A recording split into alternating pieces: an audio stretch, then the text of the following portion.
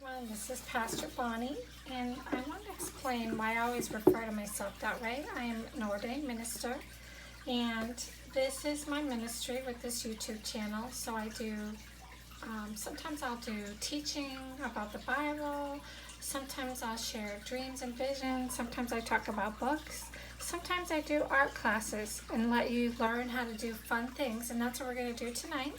So this is a hand warmer mug that I threw on the potter's wheel. This is my own design, and I just really love it because you can actually slide your fingers in like this while you're holding the beverage. And this one's probably going to hold 2 cups, I think, about 16 ounces. I just got it out of the kiln this morning, so I wanted to show you a really fun, easy glazing technique. So we're going to do it in little segments, and I will show you next what the paints are and what I'm using. And I'm going to use some really nice paint. We're going to start with this blue. I'll show you. So this, I'd like to buy, these are low fire paints. I fire them at 0.5, cone 0.5. And this one is royal blue. It's speedball, but it's nice and it's just, say it's just kind of nice thick paint. So what I'm going to do is just take my paintbrush, and we're just going to go around the inside, and all we're going to do is just cover the whole inside with the blue. And I'll come back and show you what it looks like. I actually just added some water to this. Let's see if I can do it here. So what's really important, if you put it on too thick, it will bubble. And I actually had that happen with one of my pieces. Fortunately, I really liked it, so I didn't worry about it. It kind of made a really cool effect.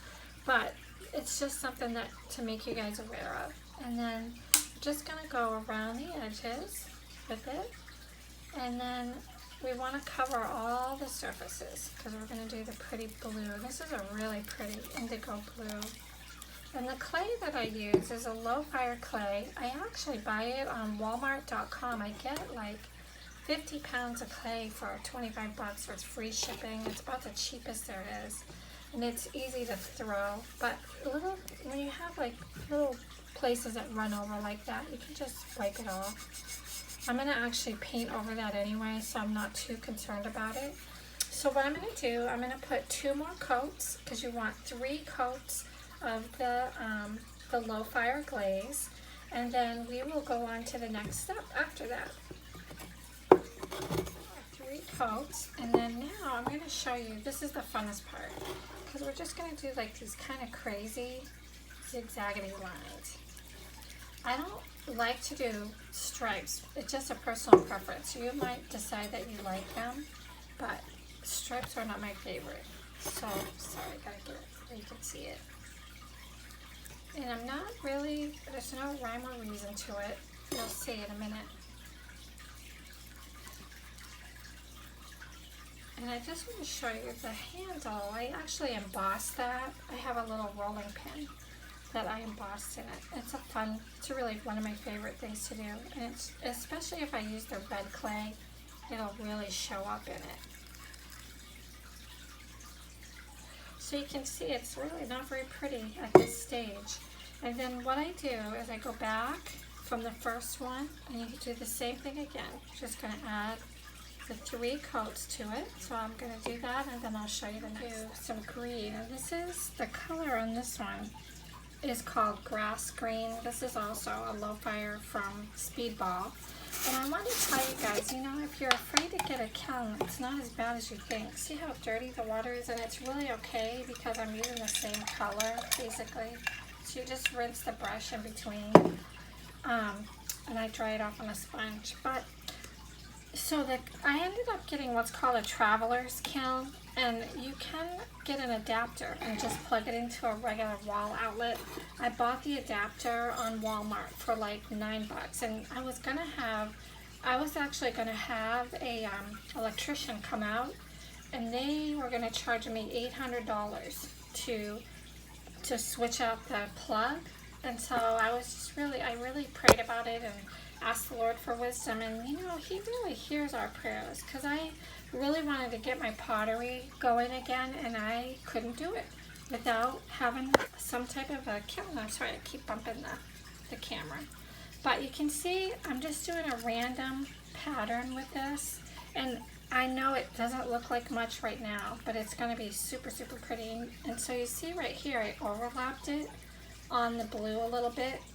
And you'll see, it just does the coolest effect.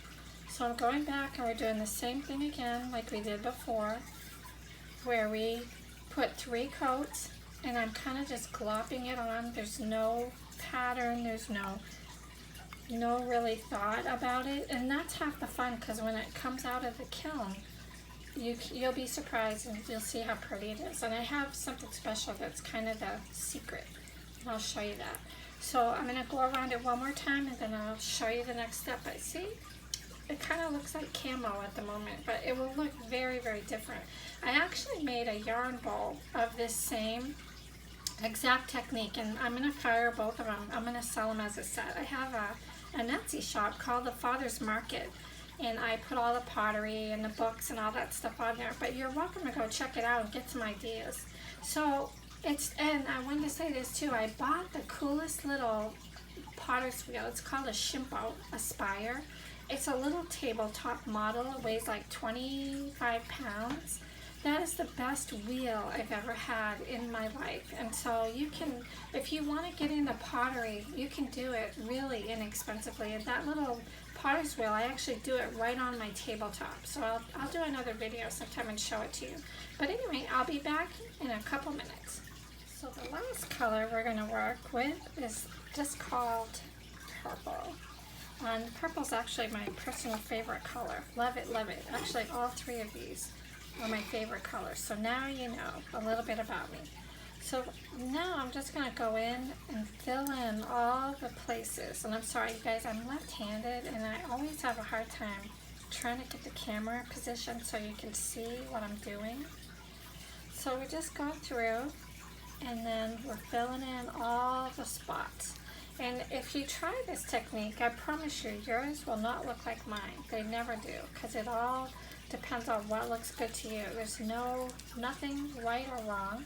And I've actually done this technique with pinks and blues and rainbow colors. Actually, the rainbow ones came out really good, because I put every color in the rainbow doing this very same technique that I'm showing you.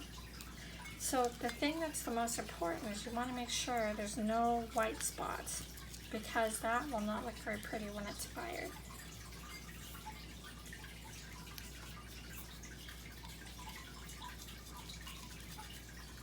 And like I said, you can see there's no pattern, nothing.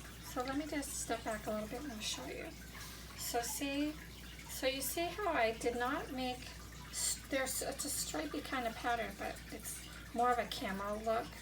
And then the last part I'm going to show you actually is the secret, and I'm going to show you that after this dries. You have to let each layer dry before you do the next layer, and I'll show you. And so we're ready for the last part, and this is the secret. This is called Texturizer TL1. I got this on Walmart too. You can get it on Amazon. I'm finding that Walmart actually has cheaper prices, and I was really surprised because I can get just about everything that I need. So it isn't quite dry, but enough so I can show you. So you take a fan brush, and we're just going to kind of daub it along the lines. And you overlap it across the colors, and you put 2 to 3 coats, just like the glazes. And again, so what the texturizer does is it causes kind of like a runny effect. It causes the colors to bleed in together. So just a really beautiful, beautiful effect. And I use it a lot, especially with this technique that I'm showing you. And right now, this is not going to look very pretty. And you'll be really surprised at how cool it looks by the time we get done with it. I just kind of want to get a little bit in here too, but it causes all these colors to kind of run together. But I just love it.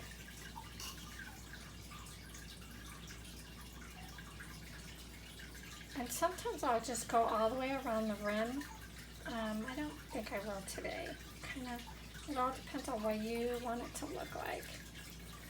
And then we're done with all of that. And then the last part, we just have to make sure there's no glaze on the bottom. So I'm gonna go in with my sponge. And then we just rub it off the bottom like this. Now you can see what it looks like with all the layers on it. And then the bottom part I was working on, I always sign my name and I like to put the date. I do that for the firing schedule because then I can remember. I always like to let the clay dry for 2 weeks before I fire it because I've had lots of pieces explode in the kiln. So this one, what I'm going to do is I will fire it tomorrow. Well, actually I'm going to fire it tonight. And then I will add it tomorrow with the bowl and let you guys take a look so you can see. But this is just the funnest, easiest, coolest technique. And I'm anxious for you to see it so you can see what I'm talking about. And I just want to tell you guys thank you so much for spending time with me. And I do say prayers for each and every one of you that God will bless you, that you'll have new jobs and relationships and health and wellness and prayers answered, and most of all that you know that God's real and that He loves you. He has a plan for your life. You matter. You are special. You are loved. So you guys have a great evening. It's evening where I am. It may be daytime where you are. And I will be back in the morning with 2 pretty pieces to show you what it looks like.